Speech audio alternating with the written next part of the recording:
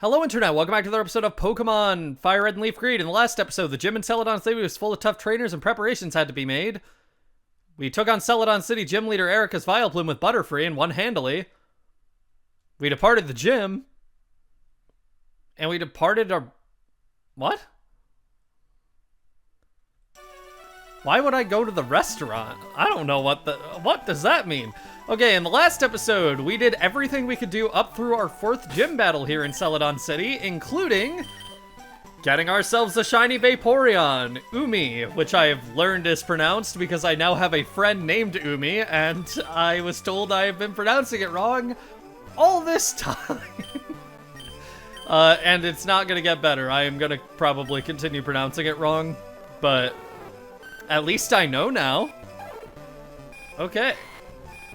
I have decided, by the way, I will keep Margarine around, for as long as possible. I am gonna have to be swapping around Margarine in the party with Gaster, because I'm gonna want to keep Chiding in the party just with the amount of stuff we're doing, in the coming episodes, but Butterfree has earned a spot on this team for now. This time, we're going to be doing everything we can do at the Rocket Game Corner, but first, we have to actually go to the restaurant that I don't know why I went to between episodes. This is not the restaurant. This is just the Chief's building. And we want to talk to this guy next to the no smoking posters? I don't know what those are. Go ahead, laugh. I'm flat out busted. No more slots for me. I'm going straight. Here, I don't need this anymore. Coin case from the man. He is just drinking beer. Like, that cup on that table is just beer. He has had enough. Now that we have the coin case, we can go and gamble. It's just what I needed more of in Pokemon Let's Plays. Gambling. First things first, we aren't actually going to talk about the game corner. First, there's a machine over here that wasn't here originally. It's a Pokemon printer. You can put a print of your Pokemon in the back of your trainer card. It costs only 50 Poke. Why wouldn't you try it? Pink. A big smile for the photo, please. 3, 2, 1, flash. Your Pokemon print is ready. Check out your trainer card. After doing this, if you flip over your trainer card, you'll see that your Pokemon party has been printed on the back of the card. I'm gonna try to keep this up to date, honestly, because I really like this feature. I don't know, it's inconsequential, it's kind of a waste of 50 Poke, but at the same time, I'm kind of just a sucker for, like, little aesthetic things like this that you can do in Pokemon games that don't ultimately make a difference, but are just kind of, like, a cute side thing that if you want to do, you can do. So I'm going to try to keep up on that. First of all, there's a bunch of free coins all over the floor and from patrons, so here's all those. First one is right here. It's 100 coins. 10 coins on the floor here. 10 coins on the floor here. 20 coins on the floor here. 10 coins on the floor here. 10 coins on the floor here. 20 coins on the floor here, 10 coins on the floor here, 10 coins on the floor here, 10 coins on the floor here, and 40 coins on the floor here. On top of this, let's talk to some patrons. What's up, want some coins? 20 coins from the nice guy. You're throwing me off, here's some coins, so shoo! 20 coins from the man. That's the man. Games are scary, it's so easy to get hooked. They offer rare Pokemon that can be exchanged for your coins, but I just can't seem to win. These slot games, win or lose, it's only by luck. Kid, do you want to play? 10 coins from the man. There's 2 the men in here. Keep this quiet. This place is run by Team Rocket. Yeah, true. I think these machines have different odds. Okay. So we've gotten all the free coins we can, and if we go up here, we can see exactly how many that is. Exchange your coins for fabulous okay, no, if we go over here. So you get 300 free coins total, which is not a lot, but it's enough to get started at least. We'll talk about this later. Whatever, we'll talk about it now. You can buy 50 coins for 1,000 Poke and 500 for 10,000. The exchange rate is exactly what it should be. It's just like they added a more convenient way to get more coins at once. Now, it is time to gamble. The slot machines are less complicated here than they were in Generation 1, actually. That's not a slot machine, that's an old man. Okay. To start with, payouts are cumulative, so if you get multiple matches, you get paid for all of them. There's technically machines with better odds of favorable outcomes, however this changes every time you enter the game corner, and so it isn't really possible to gamify it and know which machine is best to play on. On top of this, all the outcomes of every machine are determined as soon as you start playing, meaning it's possible to cheese the slots with save states. Overall, it's just way easier to explain, and as far as I know, Super Lucky Mode doesn't exist in Generation 3, so it's easier for me. Payouts are calculated starting from the left reel, and adding more coins increases the reels that spin that are counted.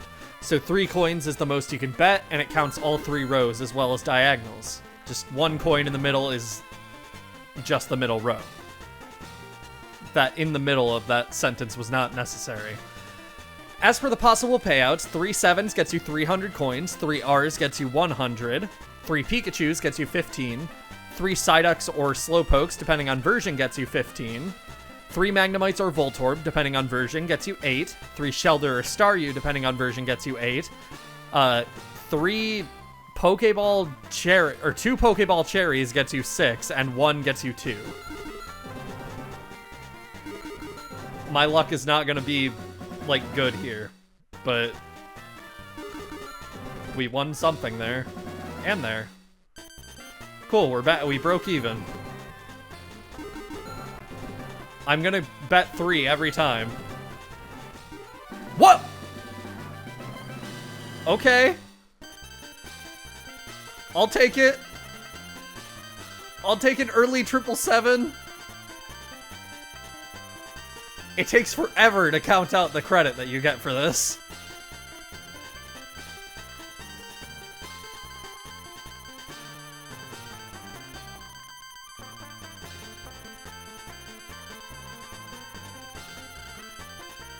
Oh, you can hold down A to speed it up. I didn't actually know that. Okay, we just basically doubled the amount of coins we have here. I love gambling.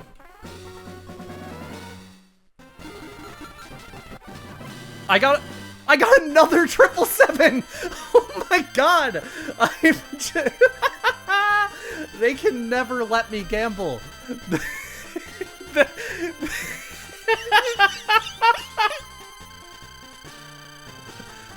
Oh my god!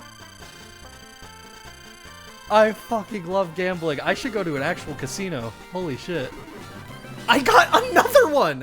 What is happening? Oh my god! I have never been this lucky gambling in a Pokemon game.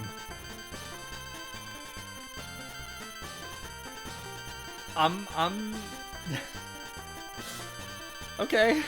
I've been recording for less than 10 minutes and I've already gotten 3 777s, so this is a lucky recording day. Oh my god.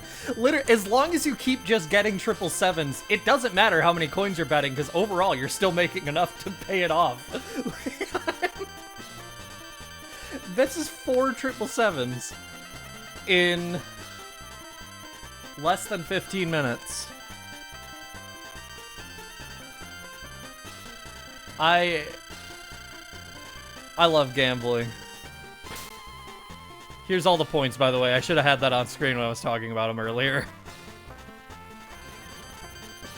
This isn't my biggest win, but 3 Rs and 3 Voltorbs. That wasn't bad. Another one. I don't know why people talk about gambling like it's so evil. This is the easiest thing in the world. I'm having a great time. This is the 6th one, I believe. I need to call my mom. I need to ask her for some advice right now. This is, like, so, you know how, like, in a casino, when you're, like, on slots, 777 is, like, the highest thing you can get? Okay. I'm doing some simulated gambling in Pocket Monsters right now, and I have rolled 6 777s in under 20 minutes. Should I go to a real casino now? No. Are you sure? 7, 8, 9. Holy shit, dude. 10. So, I started at 300 coins, and I'm ending at 3,116. As long as you keep getting 777s every few rolls, it really doesn't matter what number you end up on. Like between 777s, you'll always end up making a profit, so, yeah. I raked it in today, if only every day were like this, that's what I'm saying. I sure do fancy that Porygon, but it's hard to win at slots. I don't know, I had a pretty easy time of it. We exchange your coins for prizes. Which prizes would you like? This lady sells a smoke ball, a miracle seed, a charcoal, a mystic water, and a yellow flute. The smoke ball is a held item that guarantees escape from wild Pokemon when held by the Pokemon you're using in battle. Miracle Seed increases the power of grass-type moves for 10%, Charcoal's the same thing for fire types, and Mystic Water is the same for water types. And the Yellow Flute snaps a Pokemon out of confusion when used in battle. It's infinitely reusable, but also, it's such a niche use, and Full Heals do the same thing, so I don't know. We also have Persim Berries already. This lady. Abra, Clefairy, Pinsir, Dratini, and Porygon. We'll be going over the bios for these guys soon. Porygon will be 9,999 coins in FireRed, so have fun. Pinsir is only 2,500 coins. I believe Scyther is the equivalent in FireRed, and it's the same.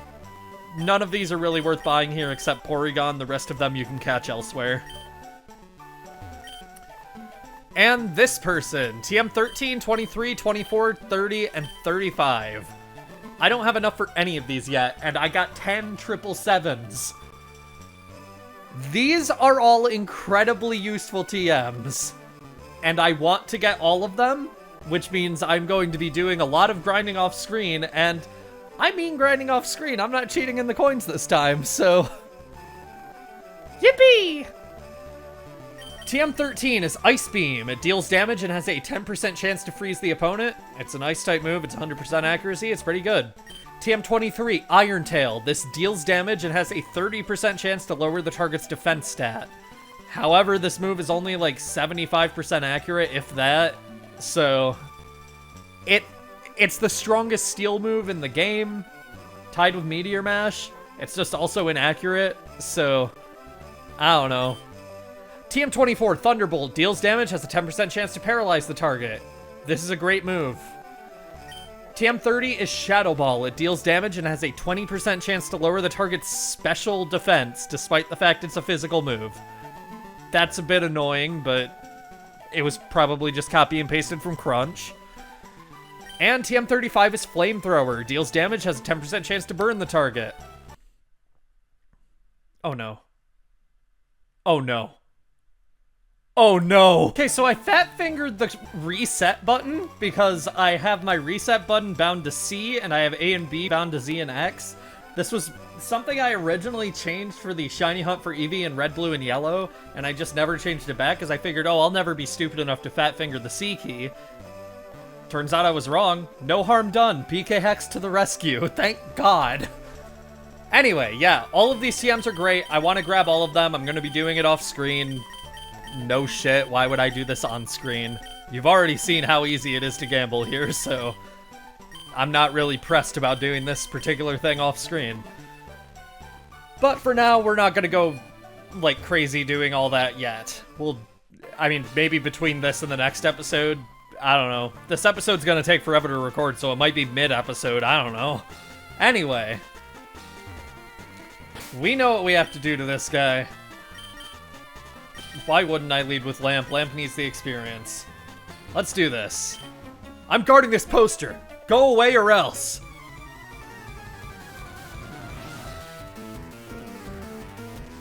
Team Rocket Grunt. Leading with Eradicate. that's something Lamp can't really handle, so that works out for him. I am not gonna burn that thing. It probably has guts. Why would I ever do that? Hyper Fang can cause Pokemon to flinch? Why didn't I know this? That feels like something I absolutely should have known about, but I didn't. That's pretty good, honestly. For Hyper Fang, at least. Brick Break should hopefully one-shot. If not, I don't think Annabelle will take too much damage from this thing. Yeah, we're 12 levels higher than it. Why wouldn't it one-shot? Zubat. Awesome. Meet Rock Tomb. Easiest win of my life.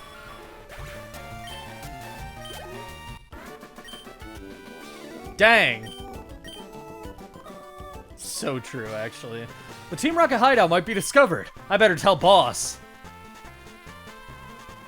Yeah, he walks into the wall and teleports, even though when we press this button, staircase appears. I don't know where he's going, but whatever. I'm gonna go heal. For free. Alright, let's head on. Rocket Hideout. I think this song is one of the few in the game that actually sounds better on the Game Boy Advance. I genuinely prefer most of the red, blue, and yellow versions, but this song's really good in LeafGreen, FireRed. Anyway, we know the gimmick here. One of these plants has a hidden item. PP up. Worth grabbing this. Otherwise, this is where we're going to be going over the Game Corner prize Pokemon, because that's where we did it last time, and I think this makes the most sense, because otherwise this area is mostly just fighting Team Rocket grunts and going on the, like, tiles that force you in a certain direction until you hit a wall or something. You know, I'm good at explaining things. Let's talk about these Pokemon. Dratini is once again our first Dragon type. Not much is different from Generation 1. Dratini will still evolve at level 30 into a much more notable Pokemon, and the main difference from Generation 1 is that Dragon types have actual attacking moves now. The main one you'll be getting before Dratini evolves being Twister, a 40 power Dragon type move that can hit Pokemon using Fly or Bounce for double damage. Other than this, Dratini is going to have a rough time up until it evolves, and I don't even get to go over its evolution now because you can actually catch it in the wild in this game. In Fire Red only, it's Scyther. Without breeding, the best stab move Scyther gets is still Wing Attack at level 26, with the only other stab move it learns being Fury Cutter at level 46. A 10 base power move. That gets stronger the more times in a row you manage to hit with it. The issue there is that Fury Cutter is only 95% accurate. This isn't to say Scyther is bad, but if you want a Pokemon that can effectively use the same type attack bonus, you'll want to look elsewhere. That aside though, Scyther is still an excellent offensive Pokemon. With a base 110 attack and 105 speed, Scyther can outspeed and destroy many threats before they even get a chance to move, and that's only furthered by learning Sword Stance at level 36 and Slash at level 31. Scyther also gets access to Steel Wing through TM, which is quite a good coverage option on a Pokemon that is horribly weak to Rock. Scyther has its issues, and it will definitely struggle to find its footing for a while if you're picking one up here, but it still has its place on a team as long as you're willing to work around its pretty weak move pool. In Leaf Green, we actually got the short end of the stick with Pinsir this time. Sorry, Aiden. Pinsir only learns normal and fighting type moves through level up in Generation 3, and without partial trapping being as broken as it used to be, it just can't do much without the use of TMs. Through TM, it can learn some decently powerful physical moves, most notably moves like Earthquake and Rock Tomb to cover its fire and flying weaknesses, along with Brick Break to shatter opposing screens. But the relatively underwhelming stat distribution on top of literally no possible stab outside of hidden power leaves Pinsir in the dust behind Scyther. All Pinsir can really hope to do is a fighting type or ground type's job, just a little worse than a fighting or ground type. The bane of Fire Red players everywhere, it's Porygon. Porygon sucks. It can't evolve before post-game, it doesn't have a single stat over 85, its TM compatibility is really underwhelming for a normal type, with Thunderbolt and Ice Beam being its main offensive options, both of which are locked behind even more game corner grinding than it takes to buy Porygon in the first place. And Recover not even being all that unique to it anymore, Porygon is left with very little it can do against any major threats. If you're lucky, it can survive a hit and use Toxic against a foe before going down on the next turn, but otherwise, if you aren't willing to wait until post-game for its evolution, you should look elsewhere for a normal-type Pokemon. Alright, I'm gonna probably commentate most of this dungeon just because, like, it's the first Team Rocket dungeon. I'm not gonna commentate the whole thing, there's a 0% chance of that, but, like, I don't know. Suddenly seeing a guy who has 5 Pokemon, I really don't want to commentate everything. But hey, there's no law against me cutting out battles I don't particularly care about, is there? Thank God there's not. If there was, I wouldn't be making Let's Plays. You know what? I'm proud of Lamp because she took care of most of that battle all on her own. Also, look how fast the spinners are in this game. Oh my God, it's so nice. Especially after playing through Red and Blue where these send you at like less than your normal walking speed. That's so satisfying how fast they send you spinning. There's a Moonstone here that's worth picking up because it's good to be able to evolve Pokemon that evolve via Moonstone. TM12 is for Taunt. This is a move that basically forces whatever you target to only use attacking moves. This is useful for example, stopping opponents from setting up. Super Potion. Cool. That wasn't even in my notes to grab, so I know that one wasn't very important. I also don't need to be going this way yet, because I don't have the key for the elevator and it's not up here, but more items. This one specifically, a Hyper Potion. Awesome. I'll fight everyone in here. Why not? Lamp and Umi need to catch up in levels, so I'll make it happen. Alright, heading down to B3F finally. Gonna fight this guy to get to that item behind him. Got word from upstairs that you were coming. Well, they lied. At level 25, Lamp is trying to learn Imprison. We already went over this during the bio for Vulpix. This prevents the foe from using any moves that are also known by the user of Imprison. This is a great move. Do I want to get rid of any of this? Honestly, yes. Quick Attack is awful on Vulpix in this gen. Imprison is better. Just on the off chance that we find anything that knows, like, Confuse Ray or Will-O-Wisp, I guess.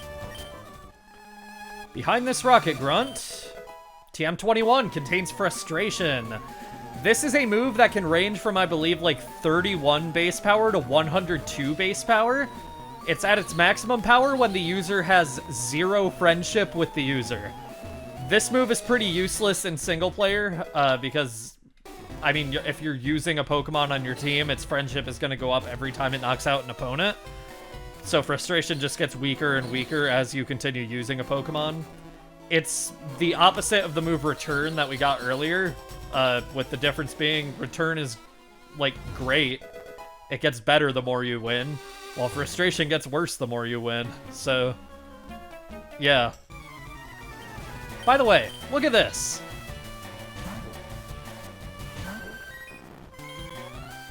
I really like the shiny animation in this game. I still think Black and White has my, like, favorite animation for when you're sending out a shiny, but it doesn't look bad at all in this gen. It's, like, really satisfying. I like just the sort of circling around and then flying off with the star. It's cool. Anyway, the item that I picked up down here that I just completely ignored and didn't say anything about, if I can get to it, is the Black Glasses. This is a held item that boosts the power of Dark-type moves by 10%. Not the best item in the world. We don't really get a lot of Dark-type moves on most Pokemon, but it's okay. Max Ether. It's pretty good. Alright. TM49 contains Snatch. That move name is certainly a move name.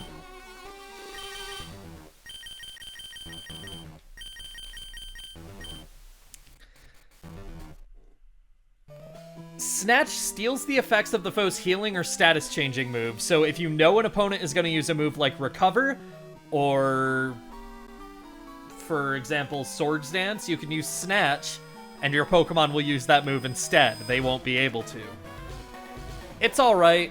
It's better on tanky Pokemon, and it's better in double battles. This is a move I'd actually recommend using in Colosseum, but probably not FireRed and LeafGreen. This guy also battles you automatically now, so you can't just stand on top of the lift key after you beat him. Oh no, I dropped the lift key. That's too bad, man. I bet you're gonna get fired for that. Ooh, should have thought twice about joining the Pokemon Mafia. Finally made it back to the elevator on the second basement floor. We can take this to B4F. God, this song is so good. Here is a Calcium. I believe this is the one that increases the special attack CVs by 10 stats.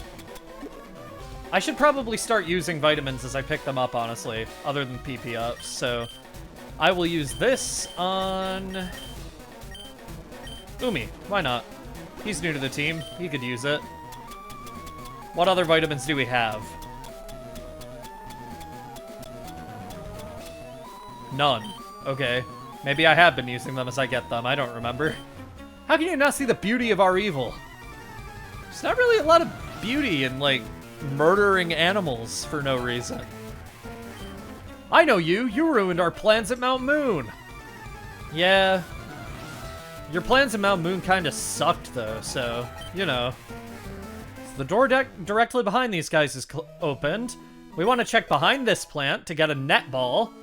This is a Pokeball that has, I believe, a 1.5 or 2 times, it might be 4 times. It might be a 4 times multiplier when used on bug and water type Pokemon, which is pretty good in Kanto.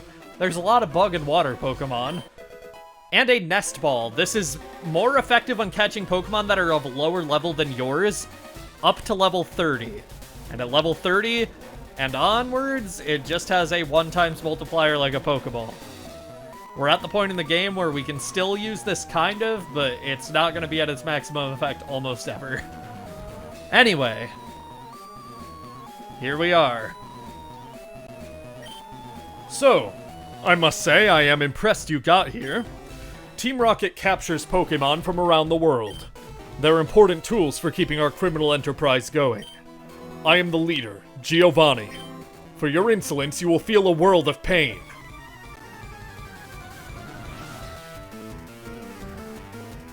Giovanni, with his weird purple Pokeball.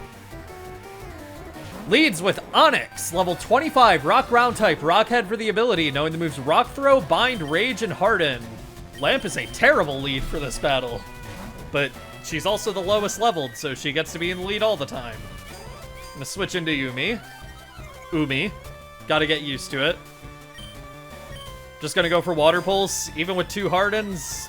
That unfortunately only raises your defense, not your special defense, so goodbye, Onix.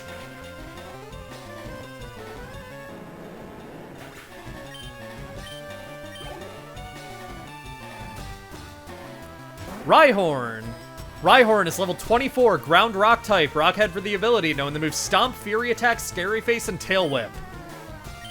Water Pulse again. And that's a one-shot. It's just that easy. His final Pokemon. Kangaskhan, level 29, normal type, early bird for the ability, so when you put it to sleep, it will only stay asleep for half as long. Knowing the moves Fake Out, Mega Punch, Bite, and Tail Whip. This thing was actually just made to resist Margarine, I think.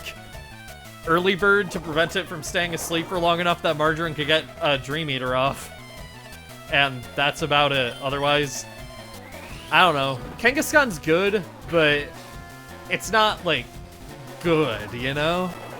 Like, that Mega Punch did a lot of damage, but the same type attack bonus is doing a lot of the heavy lifting there. Well,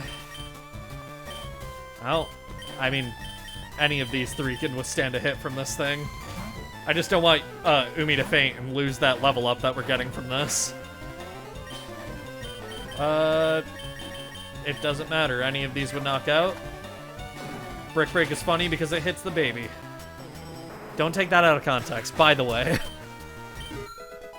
Umi grew to level 28. Alright, defeated Boss Giovanni. What? This can't be! I see that you raise Pokemon with utmost care. A child like you would never understand what I hope to accomplish. I shall step aside this time. I hope we meet again. Sylph Scope. We can go to Lavender Town now. Awesome. And these guys just stick around. Do you have something against Team Rocket? Boss, I'm sorry I failed you. He's already gone, dude.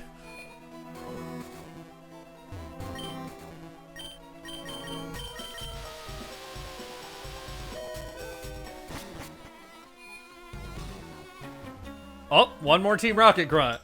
Are you lost, you little mouse? I'm not a mouse, but I'm also not lost, so there is no but. To get to Lavender Town, we are going to cut through Route 7. Oh, that tea. It looks awfully tasty. Huh? I can have this drink? Gee, thanks. Glug glug. Gulp. If you want to go to Saffron City, you can go on through. I'll share this tea with the other guards. We are going to cut right through Saffron City because this is just the fastest way to Lavender Town. We'll ignore Team Rocket for now. We'll ignore Mr. Psychic, no matter how much I want the TM for Psychic right now.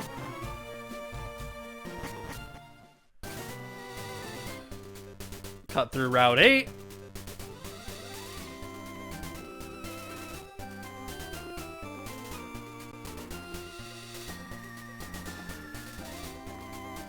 And we're back to Lavender Town. Let's head in to Pokemon Tower. A place where we can actually, like, navigate now, which is good. Also where our final team member is, which also is good. Okay, well, there's nothing to talk about on the second floor. We've already been here when we battled Aiden. Third floor.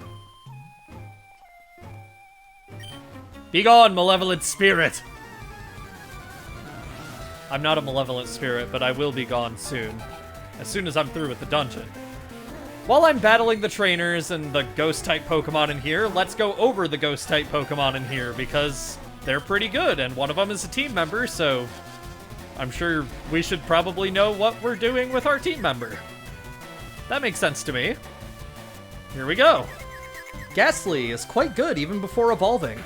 Unfortunately, it can't take special hits quite as well as it used to, but thanks to its ability Levitate, it has an immunity to the ground type that can be used to find a solid moment for it to switch in any given battle, and use Giga Drain, Thunderbolt, Psychic, you know, basically any special attack it can learn and deal major damage. However, the real prize here comes after Ghastly evolved, or if you catch its evolution. Haunter gets Shadow Punch right upon evolving, a 60 power ghost-type move that never misses.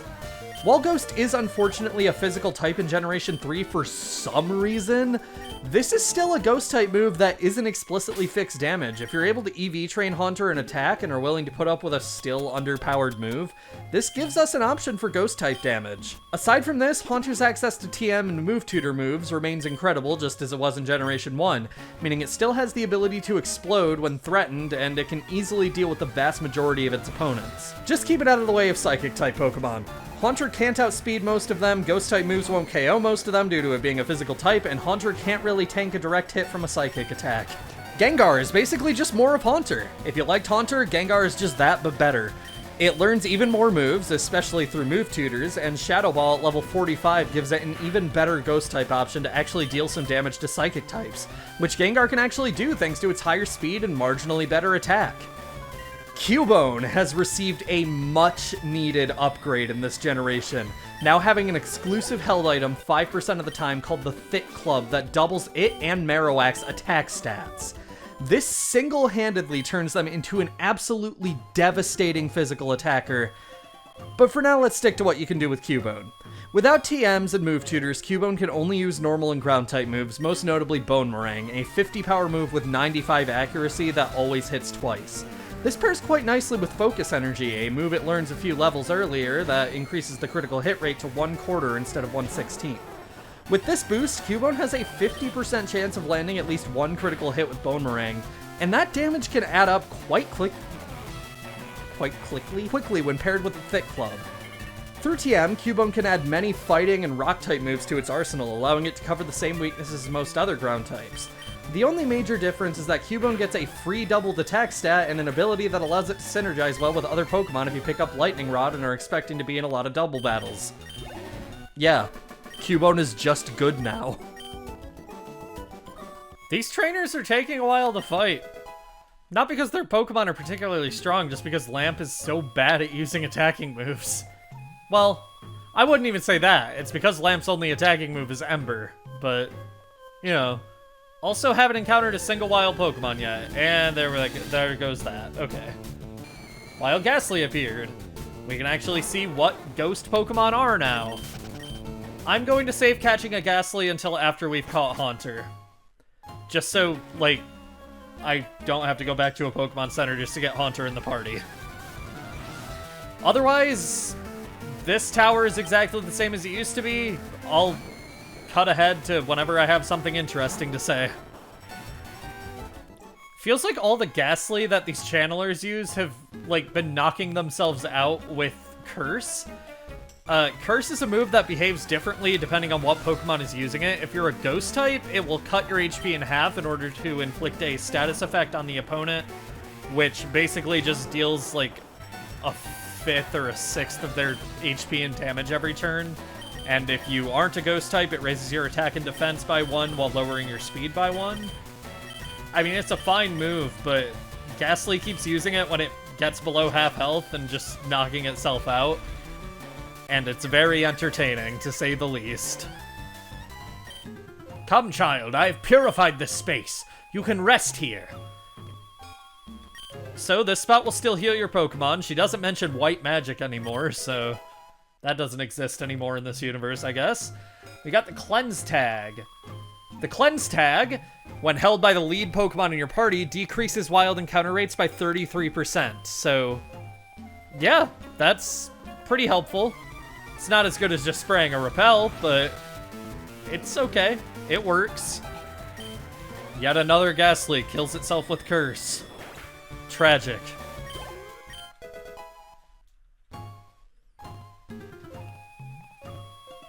Also got a Nugget at the end of this floor. Pretty good item. As we know very well by how much money we have. At level 29, Lamp is finally learning Flamethrower. Yes, please. Goodbye, Ember. Oh my god, she has a good attacking move now.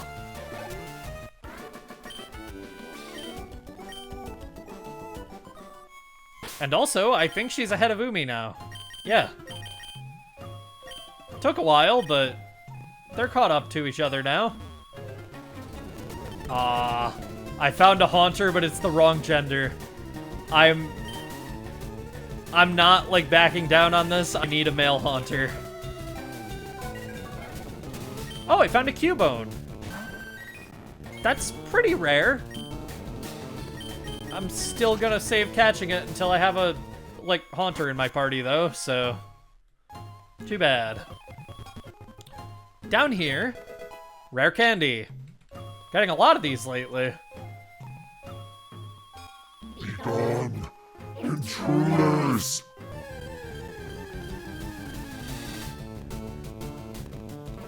The ghost appeared. Silphscope unveiled the ghost's identity.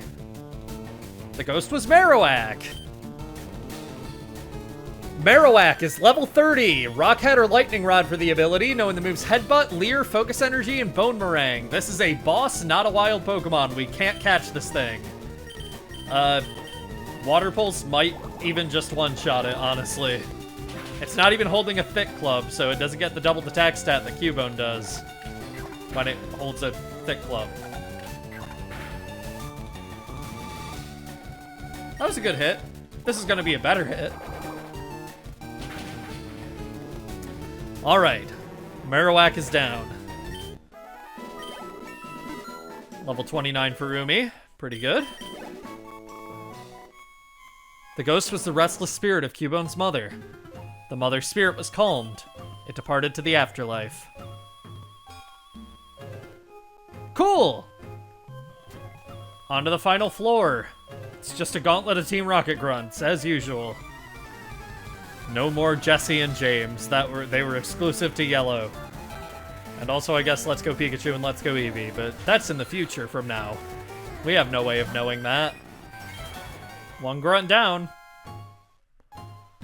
Number 2. This old guy marched right up to our hideout. Then he starts ranting about how Team Rocket's abusing Pokemon. So we're just talking it over as adults. Yeah, it looks like you're really talking. Like none of you were even next to him at all. At level 30, Umi is trying to learn Bite. This is a 60 power Dark-type move with a chance of making the foe flinch. That's pretty good. I'll get rid of Growl for that. It's an easy answer to some Psychic-type Pokemon and Ghost-type Pokemon at least, which our team kind of needs at the moment. Pokemon are only good for making money. Why not use them? You stay out of our business. Ooh! Ooh! I found a male Haunter. Hell yeah! I have it at exactly half health because it used Curse and it's asleep, so let's throw Great Ball. 1, 2, 3, crunch. I guess I bit into the Haunter. That's how many licks it takes to get to the center of a Haunter. Because of its ability to slip through block walls, it is said to be from another dimension. Cool. That really fits with the nickname it's getting. I feel like maybe I already said that in Pokemon Blue version, and maybe it just had a very similar Pokedex entry. Welcome to the team, Gaster. One final Team Rocket grunt. You're not saving anyone, kid. Well, yeah, he could probably beat you on his own. I'm just here to do it for him because I feel like it. Flamethrower is such a godsend. It only failed to one-shot this guy's Raticate. Everything else at one-shot. You're not getting away with this. He's not gonna get away with this. Okay. Eh? You came to save me? Thank you. But I came here of my own free will. I came to calm the spirit of Cubone's mother. I think Marowak's spirit has finally left us. I must thank you for your kind concern. Follow me to my home, Pokemon House, at the foot of this tower. Okay. Thanks, Nidoran. Winter, your Pokedex quest is one that requires strong dedication. Without deep love for Pokemon, your quest may fail. I'm not sure if this will help you, but I'd like you to have it. A Pokeflute. Upon hearing the Pokeflute, sleeping Pokemon will spring awake. Try using it on Pokemon that are sleeping obstacles. That means Snorlax. Checking Haunter, we got one with a mild nature. Don't know exactly what that does. No, Spite, Curse, Nightshade, and Confuse Ray. Confuse Ray and Nightshade are pretty good. Curse is not, and Spite cuts 2 to 5 PP from the move last used by the foe. It's fine. It can be used to, you know, spite the foe. I really like this Haunter sprite. It's not as good as the red, blue, and yellow, or red and blue one, not yellow, but I like the one hand with the red outline. I think it's cool. Let's see what TMs we have, because if any of them would be good for Haunter, I might just go ahead and use them. Can Haunter learn Shockwave? No, it can't. Giga Drain? I'm not planning on using this on anything else. I don't see why not. I'll get rid of Curse for that. I don't like Curse. I do like having type coverage. It works out. Gasterland Giga Drain.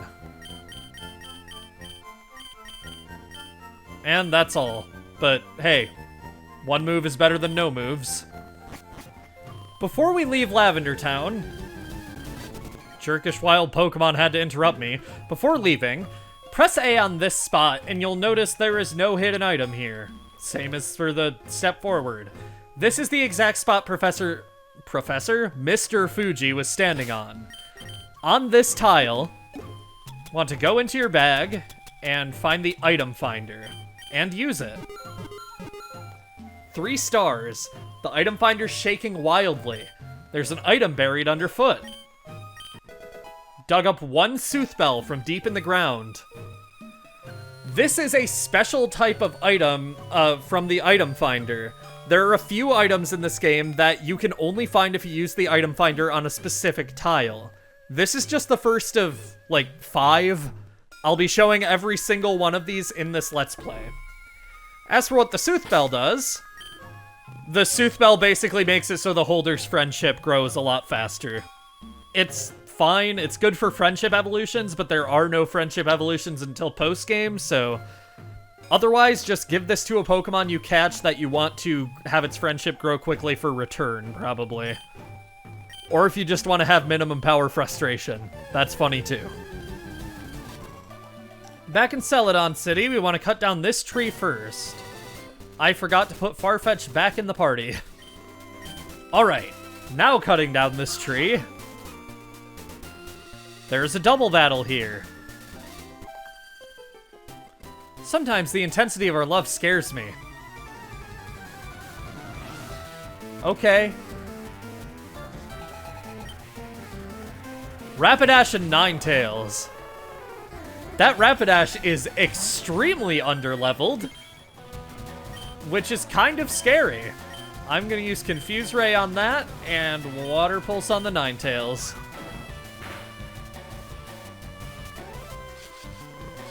Oh, Ninetales is using Confuse Ray too. Great. So Umi might not even be able to move here. Gaster's really underleveled for this fight, so I'm actually probably gonna switch him out here too, because I do not want him fainting right away. And of course Umi flinched. Why wouldn't he?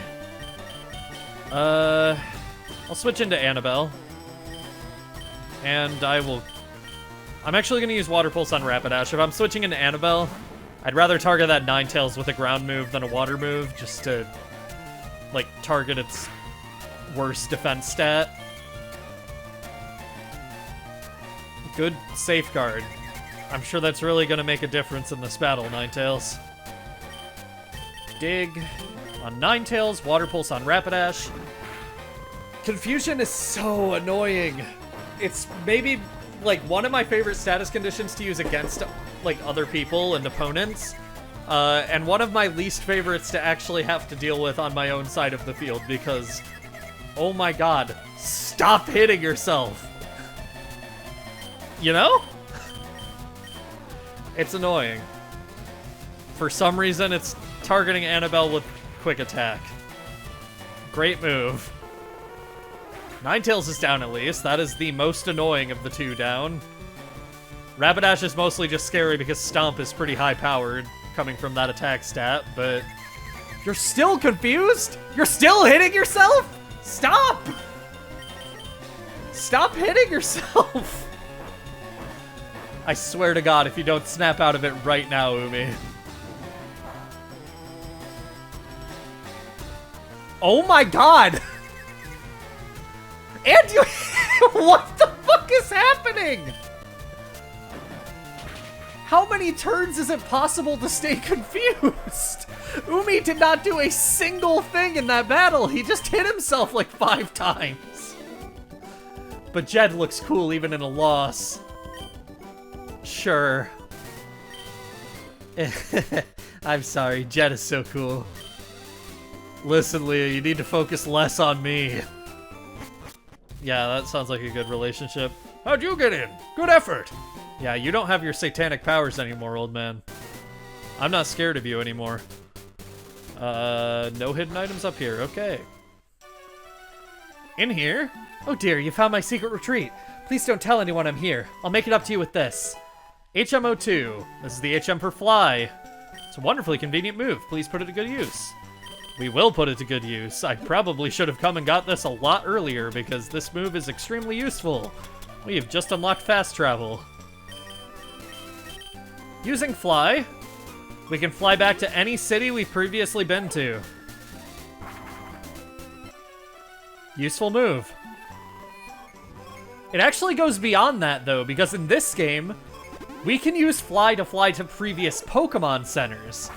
This means we can fly right outside the entrance of Mount Moon in case we need to grind for more mushrooms. Or we can fly right outside Rock Tunnel in case we need to go down below to the power plant later in the game. There's not really any other reason to come here, but Mount Moon is convenient. Other than getting the HM for fly, the only thing to really do on this route is fight Snorlax.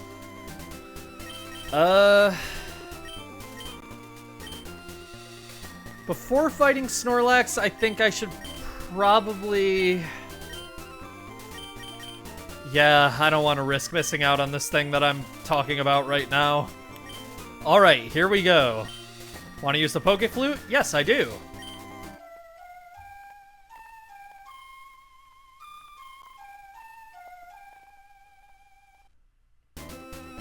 Snorlax woke up.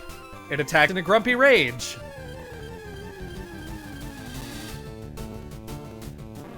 Wild Snorlax appeared. Gonna send out Margarine, and we are actually gonna open this battle right away by using Thief. Snorlax has a 100% chance of holding a Chesto Berry, and it knows Rest. Typically, it will use Rest as soon as possible and use up that Chesto Berry to wake up right away. Since we got rid of the Chesto Berry, it can't waste it. That is the only reason to do this. Other than that, let's talk about Snorlax real quick. As always, Snorlax is an absolutely devastating force. Its immense special bulk allows it to tank hits from many Pokemon, and it hits like an absolute truck with physical attacks as well. Snorlax's main draw in Generation 3 is the move Curse, which raises the attack and defense stat but lowers speed by 1 when used by non-Ghost type Pokemon. Unfortunately for Snorlax, this move isn't obtainable without breeding, which isn't an option that's open to you during the main story. Despite this, though, the only time when Snorlax is really unsafe in any given situation in single player is against a strong fighting type attack. Once we reach the move relearner, Snorlax can learn the equally devastating Belly Drum, which raises its attack stat to +6 in exchange for half of its health. And let me tell you, there is not a non-steel or rock type Pokemon in the game that can take a body slam or return from a +6 Snorlax in any single player Pokemon game. On top of this, Snorlax also gets some excellent physical type coverage to make up for its lack of ability in special attack. Shadow Ball, Earthquake, Brick Break, Focus Punch, and more make Snorlax a threat with excellent bulk, offensive power, and type coverage, able to solo many of the strongest trainers in the Kanto region. Know to pivot from fighting type attacks, and Snorlax will make an excellent member of your team. I didn't actually have a plan when I switched into Gaster, so I guess I can make it so it can use Rest less. No, I can't, because it didn't use Rest while Gaster was in battle, so I just wasted a turn. And it's using Snore. I don't think this thing has any moves that can actually affect Gaster, at least, but Gaster also doesn't really have anything it can do to it, apparently. It can use Yawn, that's true. In case it wants to make this battle even more annoying. I'll at least confuse it, I guess. I'm trying to be careful about what I do to this thing because I really want to just catch it without any issue. Let's go Giga Drain. It's not going to do much coming from Gaster, probably. It did almost nothing coming from Gaster. I'll cut ahead to when I have this thing a little bit weaker. Alright, I have it at low health. It's confused. It keeps hitting itself now. I'm going to throw a Great Ball and hope it works. 1. That is a number that exists. Okay, I put it to sleep this time. Even less shakes. Great. Okay, third try, not bad. Great. Very lazy, just eats and sleeps. As its rotund bulk builds, it becomes steadily more slothful. Is this a Pokédex entry to describe Snorlax, or... And underneath Snorlax, on this tile, we want to use the item finder. 3 stars, the item finder is shaking wildly. There's an item buried underfoot. Leftovers. This is an incredibly powerful item. This restores 1/16 of the holder's HP at the end of every turn, rounded down, but not less than 1. This is a great item for any, like, tanky Pokemon you may have. I'm probably gonna let Umi hold this, genuinely. It's that good. On the second floor of this gate... Hi, remember me? I'm one of Professor Oak's aides.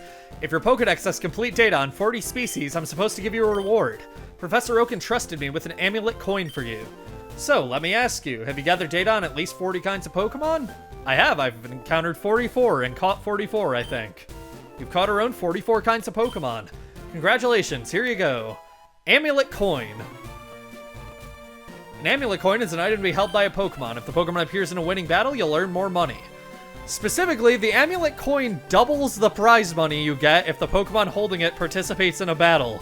This is extremely useful in combination with the Verse Seeker and Cycling Road, and, you know, speak of the devil, after I give this to Gaster. Cycling Road is a downhill course by the sea. It's a great ride. Let's head on to Cycling Road. There's a lot of battles to fight here, and a lot of Pokemon to go over, so... Stalling while I open my phone. I'm doing a great job of stalling by saying I'm stalling. That generally makes it more believable. Alright, let's go over the encounters. Drill Peck and Tri Attack are Doduo's whole game, being solid attacking moves for both of its types, and with Tri Attack having a 20% chance to burn, freeze, or paralyze the opponent. It's also able to outspeed most of its opponents, and it evolves relatively soon at only level 31, and since we can't catch Dodrio separately, let's talk about it really quick as well. Dodrio is basically the definition of a glass cannon. With Return, Dodrio essentially has a 102 base power stab move, and it learns Drill Peck at level 47, giving it the most powerful consistent flying type attack earlier than many other Pokemon. Hidden Power is also a great option if you manage to get a good type in base power. Ground, Fighting, and Ghost are especially good options to cover its weaknesses, with Steel Wing or Agility being easy shoo-ins for the last slot. But if Dodrio takes a single hit from even most neutral attacks, it's going down. Be prepared to play around its frailty though, and Dodrio can sweep many teams. Raticate is a terrifying presence on the team if you're willing to go through the effort of inflicting a status effect on it ahead of a battle. With a boost from Guts, Raticate's attack stat is essentially 120. This puts it nearly on par with Snorlax with more than triple the speed stat, allowing it to outspeed most threats and easily one-shot them with powerful attacks like Hyper Fang, Return, Double Edge, Shadow Ball, certain hidden powers, and more, with Quick Attack to outspeed and defeat the few Pokemon it isn't capable of one-shotting. It is obviously extremely It is extremely fail. It is obviously extremely frail, not being capable of taking most hits from a competently leveled foe, but as long as you're willing to put in the extra effort, Raticate is well worth adding to your team. Do you remember what I said about Dodrio a couple minutes ago? Literally everything about it applies to Fearow, just a little bit worse. Use it if you like its design more, but otherwise, just go with Dodrio. Gaster is really low leveled. Like, I'm realizing Gaster, like, can't do anything against most of the Pokemon we're fighting right now. I might have to actually sit here on Cycling Road and grind it out with the Verse Seeker for a little bit. Genuinely, that's how weak he is right now. Level 23, though. That's pretty good. Level 25, Gaster's learning Shadow Punch. I'll get rid of Spite for that. I don't think I'm ever actually going to use Spite when it's not just to fill time, and Shadow Punch can do that just as well while actually dealing damage. Plus, Shadow Punch never misses, which is kind of nice. It's also decent enough damage.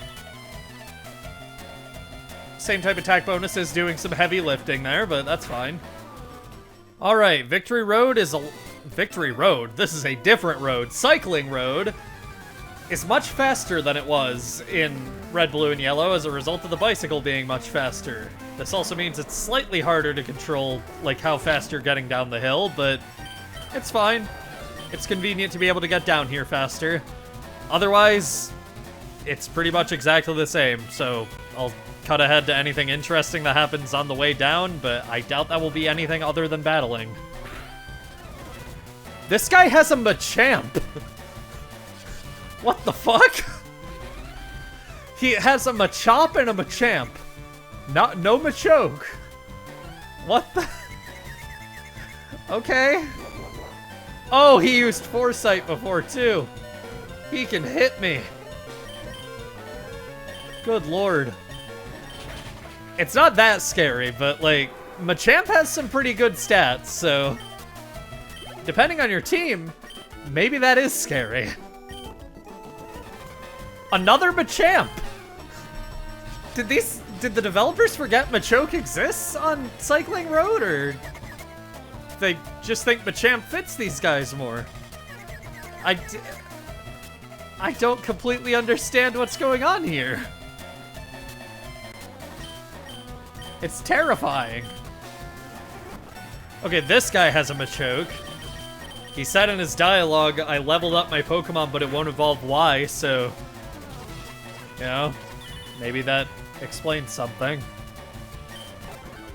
Gaster hit level 30, which means he's now the same level as Lamp. So, Victory Road. I keep calling it Victory Road. It's because I'm like on an Inazuma 11 kick right now, and Victory Road's coming out in June supposedly. Cycling Road is doing some heavy lifting to get him like caught up to the rest of the team. Gaster is now higher leveled than Lamp and is trying to learn Dream Eater. We missed Hypnosis by getting a Haunter instead of a Ghastly, I believe, so this isn't really worth it. I'll consider this in the future once we make it to the Move Relearner, but yeah, no, Margarine is our Dream Eater user. I'm not really gonna have Margarine and Gaster on the same team for long enough to like have Margarine put something to sleep and then switch into Gaster. Shoot! If I'm being honest, Shadow Punch has been extremely useful here because everything here has moves to either increase their own evasion or decrease your accuracy. Having a move that never misses is kind of nice. Gaster is now level 32, which puts him ahead of Lamp. Lamp is really struggling from being an unevolved Pokemon at this high a level. But I need to get Grudge before evolving her. And I fought everyone on Victory Road, so here we are on Route 18. I called it Victory Road again. Oh my god. It never ends. Up here. Not down there, up here. Is this guy? I'm looking for the Pokemon Slowbro. Want to trade one for my Lickitung? In Pokemon FireRed, he will be trading a Golduck for Lickitung, since they're version exclusives now. We don't have this Pokemon, and why would I want a Lickitung even if we did?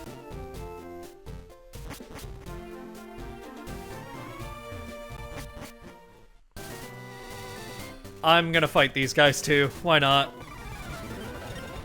Level 33, Annabelle is learning Swift? Who would teach it this over Slash? Sure, it never misses, but, like, that is not worth it. Alright. I beat the Bird Keeper brothers. The brothers Cock, if you will, because cocks are a bird because they're chickens. Get it? Okay. We're gonna head right to the Pokemon Center here in Fuchsia City. And there's only one thing to do here, really. Right now, at least. I'm the fishing guru's older brother. I simply love fishing. I can't bear to go without it. Tell me, do you like to fish?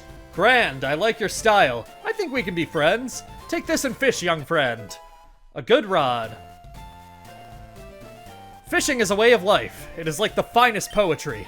A crummy old rod could only catch Magikarp, yes? But with a good rod, you can catch better Pokemon. There are 2 new encounters with the good rod. Let's go over them now. Poliwag! Catch it if you must for Pokédex completion, but we're about to get the Super Rod and can catch its evolution as soon as we do. And the same goes for Goldeen. How about that? I didn't even get a bite in the time that it took for those bios. I'm gonna catch both of these Pokemon now, though, because it's most convenient this way. I also went ahead and caught the Pokemon that appear on Cycling Road, and now I need to get Farfetch'd back in the party. We are going to be flying right on back to Lavender Town because we have the long way to take to get to Fuchsia City still. Yeah, video's not over yet.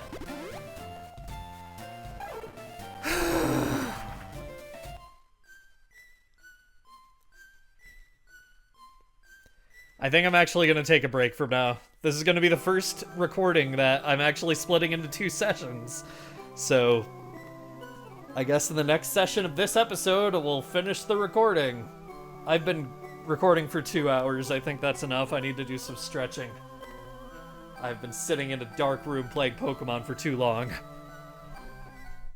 Okay, so I'm continuing this recording the next day after spending about 30 minutes troubleshooting a microphone issue that, like, came out of nowhere and ultimately fixed itself at some point while I was troubleshooting, so I don't know how I fixed it, but yeah, also after work. So, this is why I don't like recording videos in multiple sessions, but it's something I'm gonna have to get used to for the next few episodes, probably. We're going to head right down to Route 12. And we've already done everything we can in this gate. On Route 12, I already fought all these people too. We don't have Surf yet, so we can't go get that TM. So we're just gonna go all the way down Route 12. I could have flown to Vermilion City and I would have got here faster. Here's Snorlax. One sec. I'm trying to think. So, this Snorlax is also holding a Chesto Berry. I need a Magikarp in my party for something we're doing immediately after this. And honestly, I don't think I'm going to be too broken up about it if I don't get this Chesto Berry, so I'm not going to get Margarine for this. We can do this.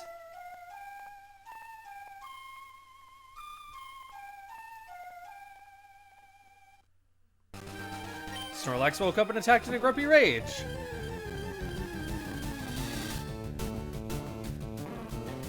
This battle's just identical to the one with the Snorlax we had before, so I will cut ahead to when we're done.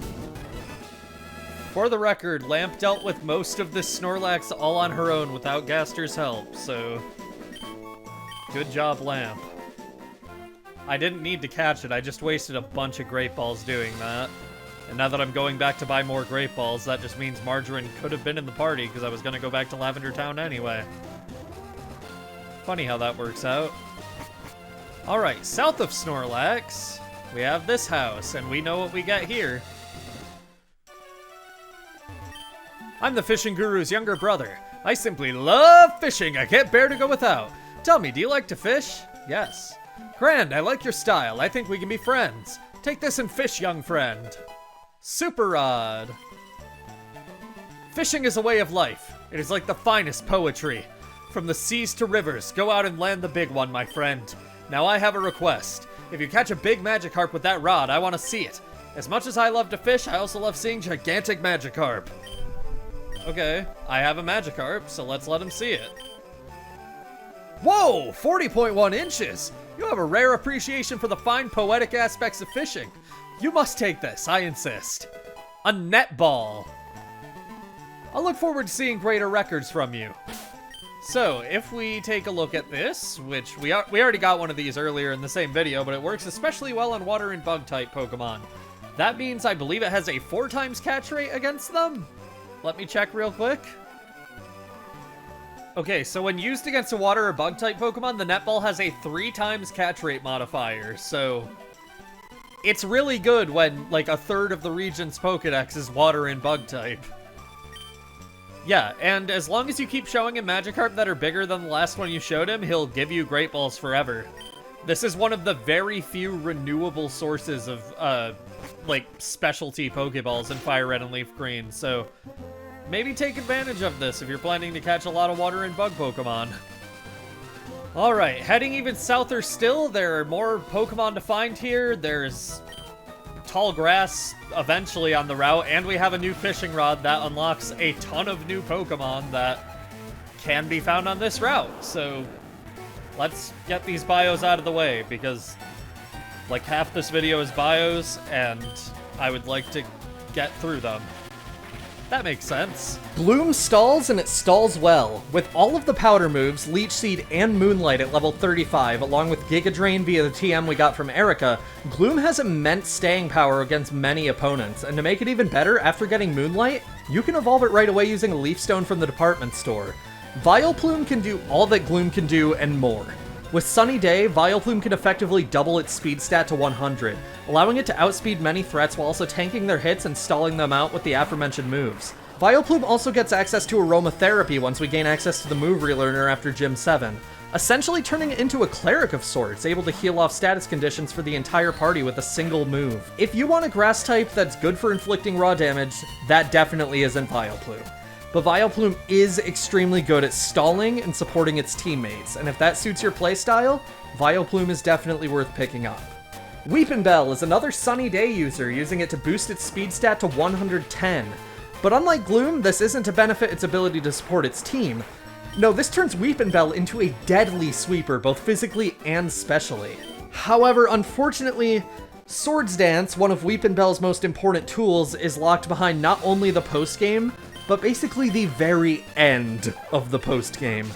On top of this, Sludge Bomb, its strongest attack, is also locked behind late post-game. In single player, you will more often than not be praying that Razor Leaf and Acid are enough to take out whatever threat Weepinbell is facing, and that's about all there is to say.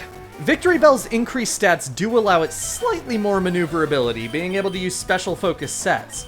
Sunny Day boosts its speed stat to 140 and synergizes well with Solar Beam, eliminating the turn of Charge Up. If you get lucky, you might even end up with Hidden Power Fire as well, boosting Victory Bell's type coverage. Other than this, Sleep Powder is Victory Bell's friend, being useful for covering Victory Bell for a turn while it sets up the sun and prepares for its sweep. It's certainly not the best in the game where it doesn't get access to Swords Dance and Sludge Bob during the main story, but you could certainly do much, much worse. Venonat's bad. Catch it for the Pokedex, but otherwise, wait to be able to catch Venomoth. Save yourself the headache. I feel like a broken record. Ditto is bad. All of its stats are still only 48. It does have a signature held item now, the Metal Powder, which it holds 5% of the time in the wild. This doubles its defense stat, giving it a better chance of surviving to transform. Unfortunately, this boost goes away after transforming, and Ditto ultimately is worse than most things it can transform into due to its HP not changing like the rest of its stats. To quote Smogon, Ditto can be used as an ineffective counter to various types of Pokemon by using their own strategy against them. The emphasis being on ineffective. In short, Ditto is cool, but don't use it. Unfortunately for Krabby, it isn't really the best in Generation 3. Crabhammer isn't anywhere near as strong as it used to be, and even if it was, Krabby doesn't learn it until level 45. Krabby's special is absolutely pitiful at 25 across both stats, and like Victory Bell, with Swords Dance locked behind the postgame, Krabby isn't winning any awards with its physical abilities either. The biggest positive Krabby has going for it is its ability Hyper Cutter, which prevents opponents from cutting its attack stat, and it's pretty good physical type coverage via TM. Krabby can use Dig to cover its electric weakness along with Rock Tomb to allow it to outspeed some of its foes. That unfortunately just doesn't really make up for its frailty and lack of power. Horsey! First of all, Swift Swim is an excellent ability, doubling Horsey's already good speed stat in the rain. On top of this, Dragon Dance at level 50 is an incredibly powerful move that will serve Horsey's evolutions especially well. Unfortunately though, level 32 is a pretty late evolution for a Pokemon as pitifully weak as Horsey, and Seadra isn't really even good enough to warrant the wait without access to its evolution until the post-game. There will come a day when I can recommend this evolution line in a Let's Play, but unfortunately that day just isn't today. The main thing I will say is, using the Super Rod, it is possible to find Horsey as high as level 35, same for Krabby, so maybe look for those just so you can use a rare candy to evolve them right away. Gyarados. While at first glance, it may not seem that intimidating with a relatively weak special attack stat and no access to flying type attacks to utilize its monstrous attack stat in combination with the same type attack bonus, don't let that fool you. Gyarados is still an extremely powerful Pokemon. At level 50, Gyarados learns Dragon Dance, boosting its attack and speed by one stage. In combination with devastating moves through TM like Earthquake, Double Edge, Thunder Wave, Return, and certain types of Hidden Power, Gyarados is a force to be reckoned with, and this is all without even mentioning that Gyarados has the strongest ability in the entire game, Intimidate, which cuts the attack stat of its foe or foes in a double battle upon switching in, basically giving it even more bulk than it already has. What a fucking run-on sentence. The biggest threats Gyarados will face are without a doubt Electric-type Pokemon, as even with Gyarados' incredible special defense stat, Electric-type moves are 4 times super effective and will easily devastate Gyarados. No end to pivot, and Gyarados is an incredibly powerful addition to your team. Appearing 1% of the time in FireRed only, it's Psyduck. Psyduck is really bad. It doesn't have access to most of the moves that could make it truly stand out in Generation 3 until it evolves, and that isn't until level 33. If you're able to find one on the higher end of the level range using the Super Rod, you can evolve it right away, and in that case, Golduck is much better, but we aren't going over Golduck right now, are we? And 1% of the time in LeafGreen only, Slowpoke. Slowpoke is better, but not by much. The later evolution level requirement does Slowpoke no favors, and with Amnesia being nerfed the way it was between generations, I think it's safe to say that I would recommend just waiting a bit. We can catch Slowbro in the wild later on, and you would be better off doing so than dealing with the frustration of trying to train up a Slowpoke. I'm going to, try to catch some of the Pokemon on this route, and the upcoming routes. So, I'll cut ahead to anything interesting that happens while I'm doing that, I guess. I doubt there will be anything, though. Made it to Route 13. Still lots of trainers to fight. Very little to talk about now that the bios are done. Level 33, Lamp is trying to learn Safeguard. If any Pokemon on my team was gonna use this move, it would probably be Lamp, but I just don't really like Safeguard. I still don't completely understand what the point of this whole, fence maze is on Route 13. What did they mean by this? Why is this here? I'm flying away from here early. I'm realizing, status conditions are really becoming a problem. It feels like every battle, somebody's using a Pokemon that's gonna use Stun Spore, Thunder Wave, something like that. It's worth staying stocked up on full heals at this point, I think, which they don't sell in Lavender Town. Don't worry, though, they do sell them in Fuchsia City. In the meantime, I'll also evolve this random Weepinbell I found, because I'm really trying to bolster that number caught in the Pokedex right now.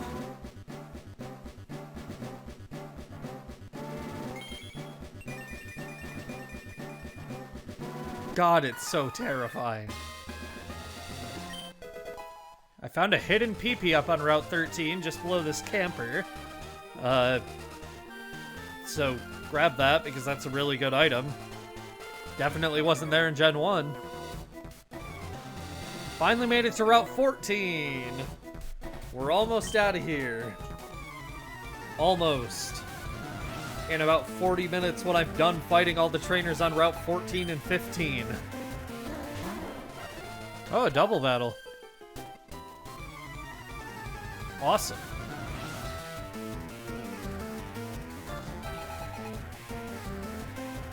Charmander and Squirtle. I mean, I guess this goes into that thing I talked about in, Pokemon Generation 1, where I thought it was cool that a lot of trainers in Kanto used the starters. Otherwise, this is one of the this is the most unremarkable double battle so far. We had one earlier where they had a Ninetales and a Rapidash. Also, over here, Pineapple Berry. That can be ground up into powder for use in a medicine or whatever the description says.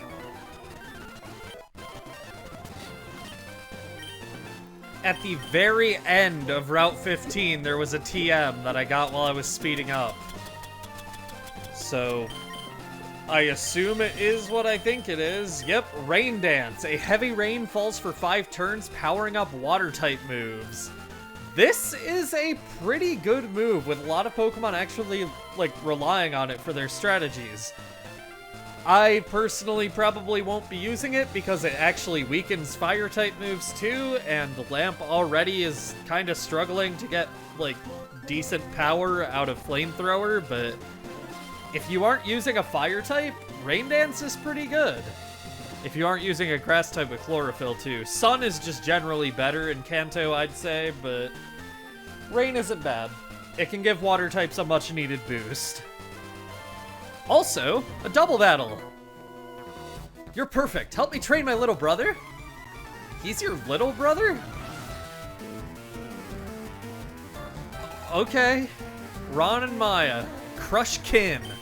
This is a rare instance of a trainer class where, well, of a double battle trainer class, which is basically just two, like, trainers of a specific type. In this case, a black belt and a battle girl. Where instead of just being, like, called Battle Girl and Black Belt, it's they're Crush Kin. I don't know. It's a little unique. They're also using these two before we've been to the fighting dojo, so we're getting Hitmonlee and Hitmonchan in the Pokédex a little earlier than we would otherwise. That's neat.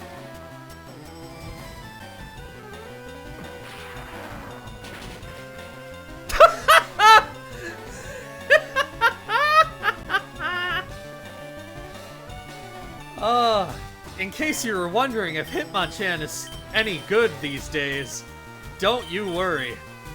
Hitmonchan is here to guarantee for you that it still sucks. I finally made it through to the end of Route 15. Oh my god, there are so many trainers there. It takes longer every time than you think it's going to, I think. Hi, remember me? I'm one of Professor Oak's aides. Every Pokédex completed on 50 species. I'm supposed to give you a reward. Professor Oak entrusted me with an XP share for you. So let me ask you, have you gathered that on at least 50 kinds of Pokemon? I think so. Caught around 56 kinds. Thank God, I've been staying on top of it. We're almost actually done with, like, all of the Pokédex completion stuff we need for the entire game. Experience share is an item to be held by a Pokemon. The Pokemon will receive a share of the EXP points without having to battle. So the experience share is a held item that distributes experience points to the holder even if they don't battle. The experience is split in half with 50% evenly distributed between the Pokemon holding the experience share and the Pokemon who participated. In this generation, this also awards all of the EVs awarded from the battle. It's definitely much more useful than the EXP all in Generation 1 was.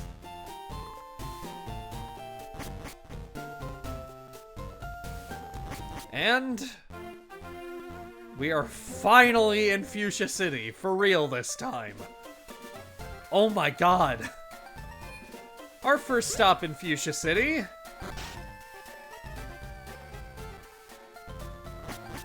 is the Fishing Guru's older brother's pond again, because there's a lot of Pokemon we can get with the Super Rod, and I actually want to go over all of them, so yeah, here's those.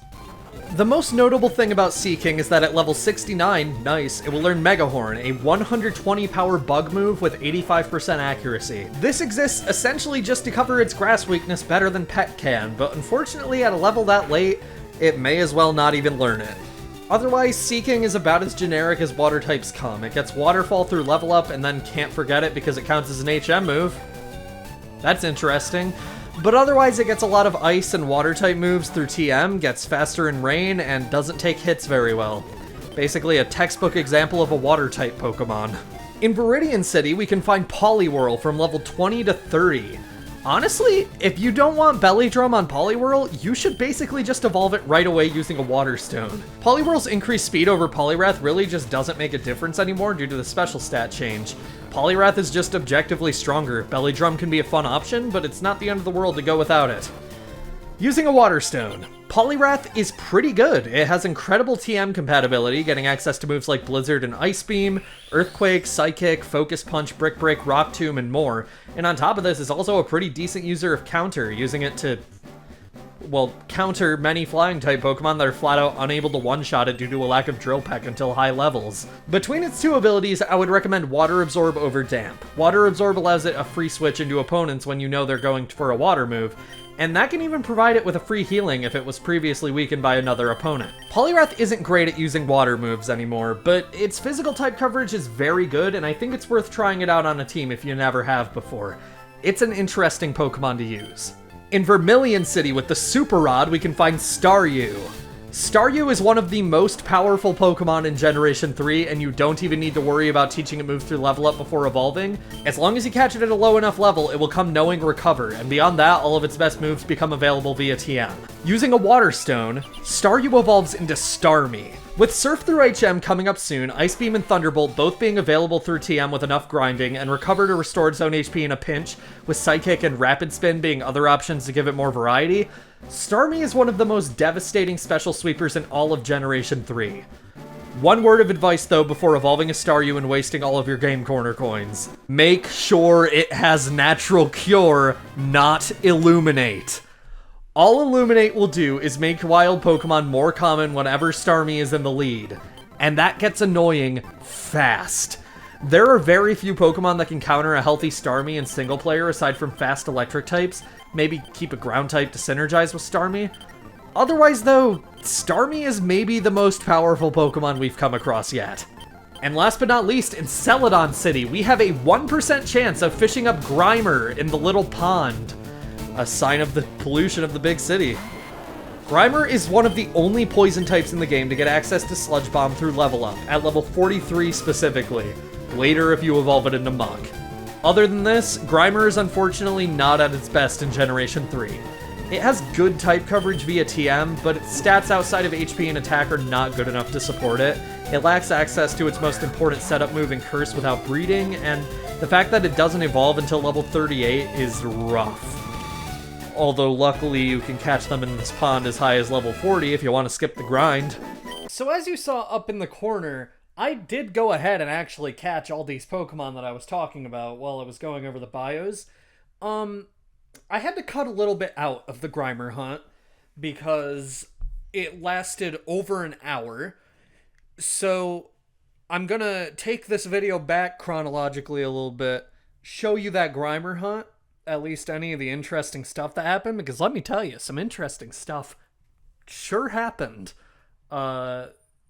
More like one interesting thing, but yeah, that's what's happening here. I just wanted to add context because it would maybe be a little confusing if it just went back without anything here. Anyway, if you couldn't tell, I didn't script this bit of post commentary, so I'm just gonna keep going on and on and on and on until editing me decides it's time for me to stop. So, you know, according to all known laws of aviation. What the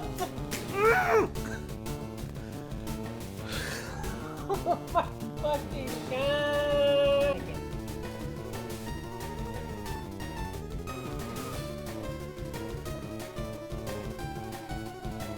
I have been speeding up, encountering Magikarp for like 250 fucking encounters looking for a 1% Grimer in this damn pond in Celadon City!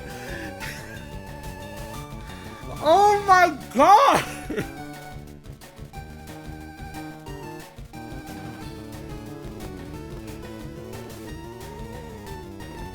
I'm like,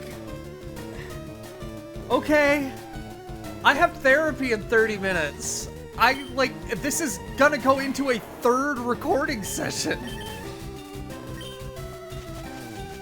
Because of this fucking Magikarp.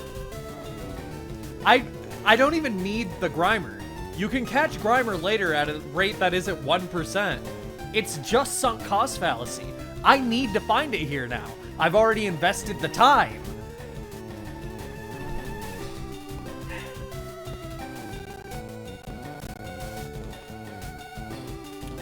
Alright, I need to catch this Magikarp and end the recording before I have an aneurysm, I think. I'll either catch Grimer off screen or when I resume recording, whenever I finish recording this episode, I guess.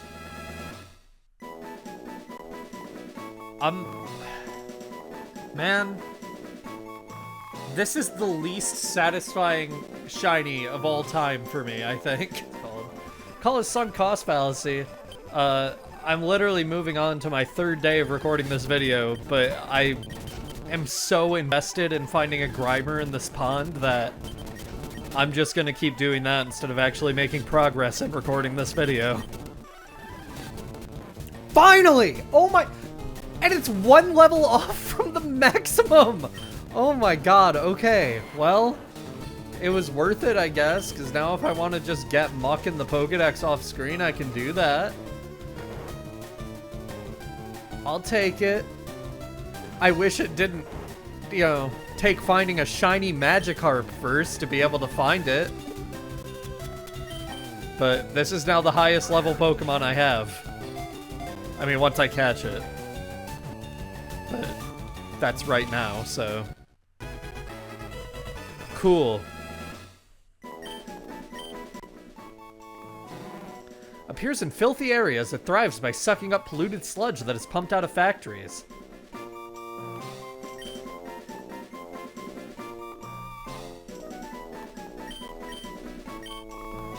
Jerk. With that finally done, let's head in here. Oh, yes, I'm the move deleter. I can make Pokemon forget their moves. Would you like me to do that? I don't have anything I want them to forget right now, but this is a extremely useful thing to have that was not here in Red, Blue, and Yellow. And also isn't here in Let's Go Pikachu and Let's Go Eevee, because HMs don't exist in that game. I think having a move deleter is extremely useful. Next door to him, Bill files his own Pokemon data on his PC. Did he show you? The Safari Zone's warden is old, but he's still very much active. All his teeth are false, though. You met Bill? He's my grandson. He's always liked collecting things, even as a child. Awesome. I'm sure that won't be important later. I was gonna go put, Chidang back in the PC, because I didn't really need him, but then I remembered where I am. Fuchsia City is not really navigable without a Pokemon that knows Cut, so... yeah. Let's check in on the Safari Zone Warden. We haven't entered here yet. I love Hafifi Hafayo. Heavy fui. Okay. Oh, yo! Eevee Hafayo! I agree. Pokemon photos and fossils are on display. Old Pokemon merchandise is on display. Awesome. We know what he's asking. He's asking us to find his false teeth, which we will eventually, even though it's gross. Warden Slowpoke is running a promotion campaign right now. Try to get to the farthest corner of the Safari Zone. If you can make it, you'll win a very convenient prize. True. We nicknamed the Warden Slowpoke. You know, he has that vacant look like a Slowpoke. Warden Slowpoke is very knowledgeable about Pokemon. He even has some fossils of rare extinct Pokemon. True, I just saw them. Warden Slowpoke came in, but I couldn't understand him. I think he's got a speech problem. Well, not quite, but close enough. Where's Sarah? I said I'd meet her here. Well, I know where she is, and I think everyone knows where she is, but we aren't gonna really talk to her. She's probably gonna get cut off by the bios again. Slowpoke, friendly and very slow moving. Looking at these Pokemon will once again add them to your Pokedex. Chansey, catching one is all up to chance. Unfortunately still true. Voltorb, the very image of a Pokeball. That's not a Safari Zone Pokemon. That item ball in there. Were you wanting that? Me too. Huh? That's a Pokemon? That doesn't really work when it has a unique sprite. So at least in Red and Blue, it was like an actual item ball. Lapras, aka the King of the Seas. Hi Lapras. You aren't a Safari Zone Pokemon either. New Pokemon, which means new items. Ultra Balls. These are basically the best generic Pokeball. They have a 2x catch rate modifier instead of just 1.5 times like a Great Ball. I'll go ahead and buy 50 of these. We're back below 100,000 again. It's fine. We still have the rainy day fund. They sell full heals, which we just bought earlier because we needed them, and they sell max repels. These prevent wild Pokemon at a lower level than your lead from appearing for 250 steps. However, at the price of 700 Poke, super repels are actually more cost effective. So I'd recommend just buying a lot of super repels instead of, like, less max repels. Anyway, there's more exhibits. Kabuto, an extremely rare Pokemon that was regenerated from a fossil. Kangaskhan, a maternal Pokemon that raises its young in a pouch on its belly. I wish I was a Kangaskhan baby. I'd love to be a substitute for the baby and snuggle in the mother Kangaskhan's belly pouch. Okay, only Pokemon can use the technique Substitute. Want me to teach Substitute to one of your Pokemon? Yes, there is a move tutor here for Substitute. This isn't in my notes. I was not careful enough about the move tutors, I guess. Substitute. This is a move that takes... I'm gonna fact check this to make sure I'm 100% correct on this. Okay, so using Substitute, the user gives up 25% of its HP to create a substitute with that amount of HP that takes damage instead. This also makes it so Pokemon aren't affected by status moves, and the additional effects of other Pokemon's damaging moves will fail. That's about it. Snatch also steals Substitute, in case you were worried about your opponents having Snatch, which they usually don't. I will probably use this eventually, but I'm not sure on what, so I'm gonna actually save this for now. Substitute seems so fun. Dude, you're weird. Why are all the move tutors, like, kind of weird and off-putting? Like, the last one was the, Rock Slide one. It was like, hey, do you know you could die in a rock slide? It's like, yeah, I did know that. Didn't really want to be told that, though. Obviously, we have the Safari Zone again. We aren't going to be doing this in this episode, though. Just because we have already done so many bios in this video, and this video has already taken me 3 days so far to record. Hopefully it doesn't get extended to another day. I'm not willing to put the Safari Zone in another video. Well, I'm not willing to put it in this video. This video is already going to be really long and annoying to edit. I mean, if you're watching these videos as they come out, you know how long this one took to come out, so yeah.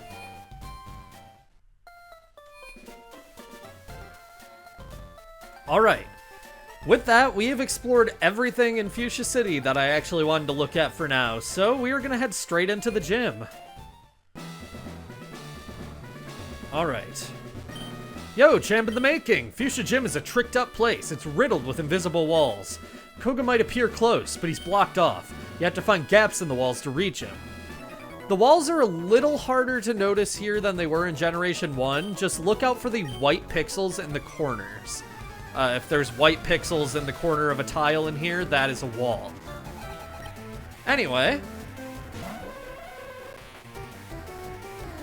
As you can see, the Pokemon in here are still over-leveled, especially this guy's Hypno. I forgot Hypno has Insomnia.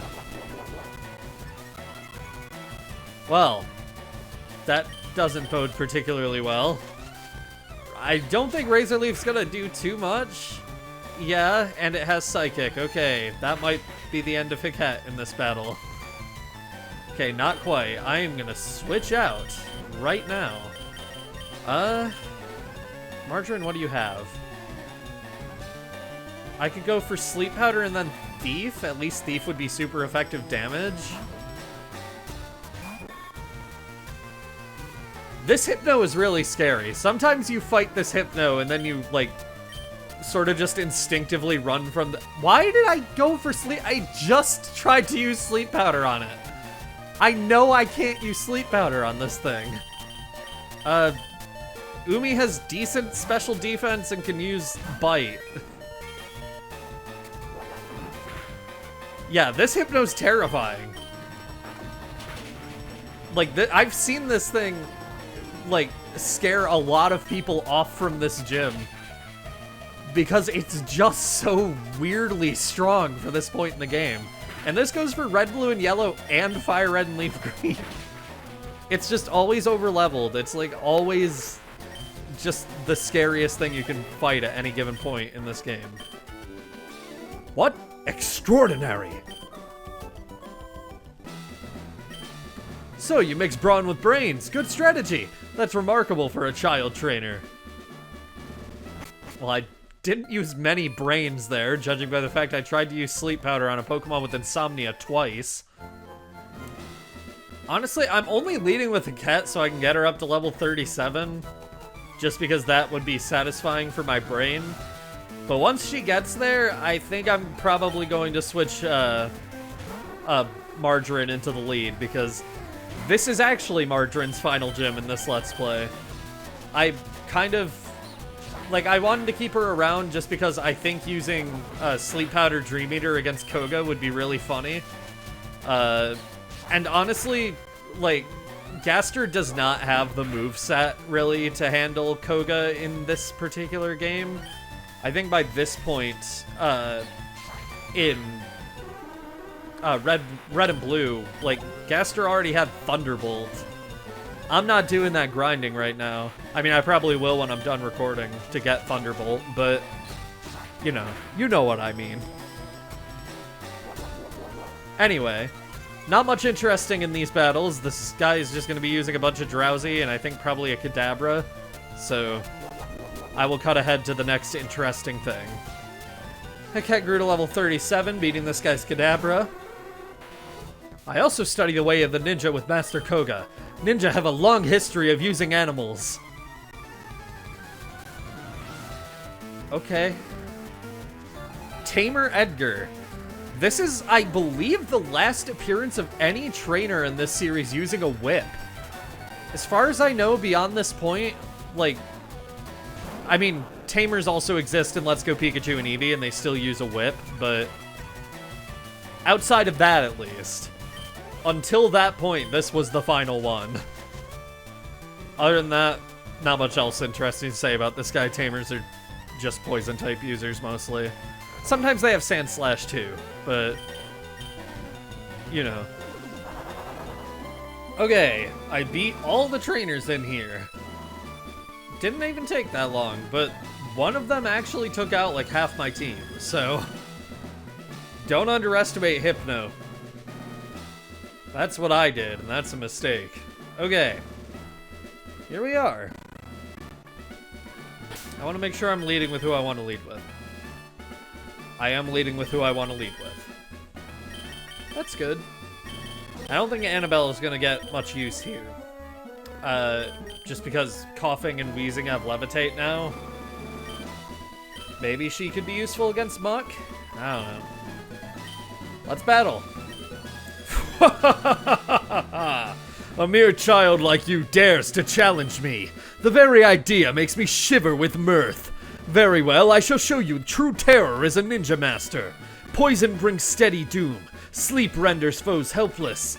Despair to the creeping horror of poison-type Pokémon. That's new dialogue. He wasn't as verbose in Red, Blue, and Yellow, I feel. Coughing! His first Pokemon is level 37, Poison type. Levitate for the ability, knowing the moves Self-Destruct, Sludge, Smokescreen, and Toxic. He has 2 Coughing, and they are both identical, so I'm not gonna bother going over the second one when he sends it out. You know my strategy here.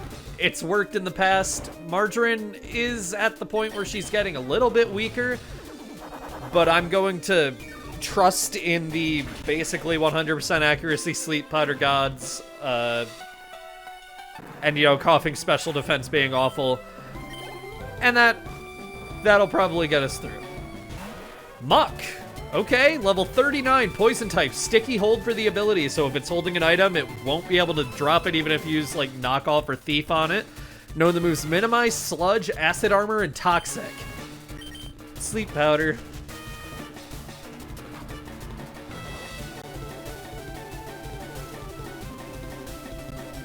There's really not much to say here. I don't know what commentary to give when literally my entire plan in this battle has already been made clear.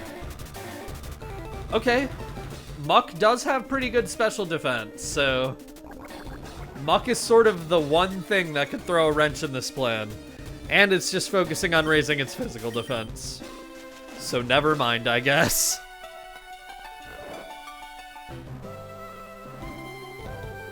This is at least a good chance to get to listen to this version of this song. Again, I think the red, blue, and yellow versions of most music in this, like in the Kanto region, are better than the FireRed, LeafGreen versions. I think the gym leader theme in FireRed and LeafGreen is really solid, though. Oh, he's using hyper potions now. I'm used to seeing super potions still, so... Okay. While I'm fighting this guy, I want to talk about Koga in the anime. In the anime, Koga is a little bit weird. So, Pokemon Yellow, his team is actually based on the anime, where he has 3 Venonat and a Venomoth. It's basically, in Yellow, supposed to be like his one Venonat getting stronger throughout the battle until it evolves, which is a reference to how the battle with Koga goes in the anime. Because of how Koga was portrayed in the anime, though, they sort of couldn't ever introduce Koga's daughter. Koga has a daughter in Pokemon Gold, Silver, and Crystal, and she's referenced in this game too. Spoilers for something we'll be seeing much later, but there was just no natural way to ever introduce Janine, and that always sticks in my mind. Because for some reason, just in general, Koga sticks in my mind in the anime. I don't know why, because I don't actually remember the details of the episode all that well. But I think just as a kid, watching through Indigo League whenever it aired on, like, Cartoon Network, I saw the Koga episode maybe one time, and I thought it was really cool because he's a ninja. And then I saw it never again. Until I rewatched Indigo League on Netflix, like, probably... good lord, half a decade ago at this point. But if you've never watched Pokemon Indigo League, I genuinely highly recommend it. It's like a really fun show, even as like an adult. I'm 23, I still think it's like peak. It's great. I've been rewatching it with Cosmo lately. By the way, Weezing is level 43 Poison type, Levitate for the ability, knowing the moves Tackle, Sludge, Smokescreen, and Toxic. Did Margarine take a single hit in this entire battle? I wasn't really paying attention. I was just mashing A for the most part because, you know, I was talking about Pokemon Indigo League. Huh, you've proven your worth. Here, take the Soul Badge. Now that you have the Soul Badge, the defense of your Pokemon rises. It also lets you surf outside a battle, and take this too. Sealed within that TM06 lies Toxic. It is a secret technique dating back some 400 years. Even though some Pokemon learn it through level up. Ignore that fact. Okay. Toxic is about the same as it used to be, except it's actually good now because, you know, Gen 3 Toxic instead of Gen 1 Poison. I meant to say Poison there, not Toxic, because Toxic is not the name of the status. Although many people do call bad poisoning toxic poison, which makes sense. It's amazing how Ninja can terrify even now. His sexism knows no bounds. Ninjas, I should specify, not the Pokemon gym entrance guy. So, TM06 Toxic. Bad Poison is a status that I think you generally want a Pokemon that can survive a lot of hits to have. And I am kind of torn between Lamp and Umi. I think, though, I'm going to give it to Umi. Lamp is I mean, Lamp already has a lot of moves that I plan for her to use, most of which are already on her final moveset already. Umi's moveset right now is looking rough, and I think Toxic is just a good space filler for a Pokemon as tanky as Vaporeon. So, yeah, we're never going to use Sand Attack. We might end up using Toxic sometimes. Also, she's purple. It makes sense. She's purple or pink, depending on how I feel like describing her at any given moment. And I'm gonna say Margarine gets box 8 all to herself. I even made it gayer for her. Alright, I took some extra time to manage our boxes, just to make sure everything is all organized, and I think that's going to be all for today. Next time on Pokemon FireRed and LeafGreen, it's everything we can do before fighting Sabrina. It's a lot, but it's a lot less than this time, so, you know, in a way, it'll feel like a nice break. See you guys then.